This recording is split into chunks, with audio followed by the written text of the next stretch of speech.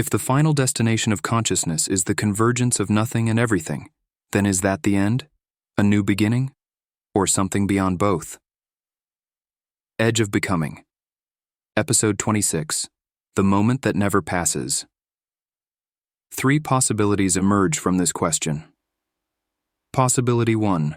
The end of consciousness. If nothing and everything are one, then perhaps there is no longer any space for individual consciousness to exist. In this view, nothing means absolute absence. Everything implies infinite presence. But if the two are equal, there is no distinction left, no boundaries, no self. Consciousness reaches a point where it neither exists nor ceases. It simply vanishes. There is no rebirth, no next stage, only absolute stillness. This resembles the Buddhist idea of nirvana, or the nihilistic vision of complete dissolution. If nothing equals everything, then perhaps the concept of consciousness no longer holds meaning. Conclusion.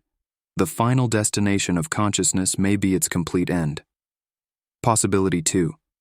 A new beginning for consciousness. If nothing and everything are one, could that be a 0 point? A new cycle of creation?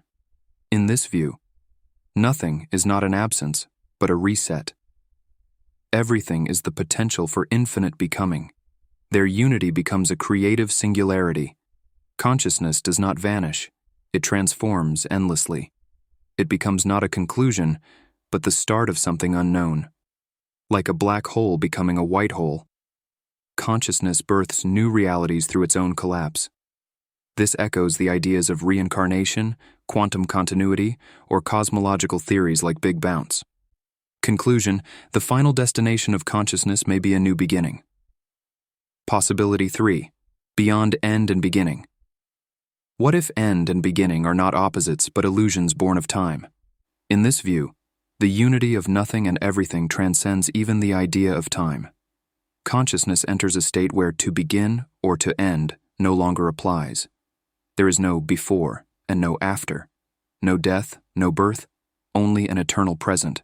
This resembles the Taoist Wu Wei, the Zen state of just being, or quantum perspectives where time is not fundamental.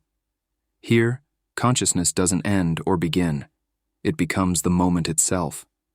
No longer unfolding through time, but held in the timeless now. Conclusion. The final destination of consciousness may be a moment that is neither end nor beginning. A final form that keeps becoming. So, what is the final form of consciousness? Let's recall the 3 possibilities we've explored so far. Consciousness comes to an end. It dissolves completely. The path to pure nothingness. Consciousness begins again. It continues to transform and generate new realities. A new cycle begins. Consciousness transcends both ending and beginning. It enters a state that is simply present, the moment that never passes. Which of these is most true? That depends on how consciousness relates to time.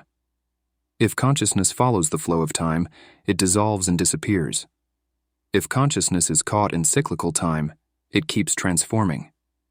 If consciousness transcends time, it abides in an eternal now. Conclusion.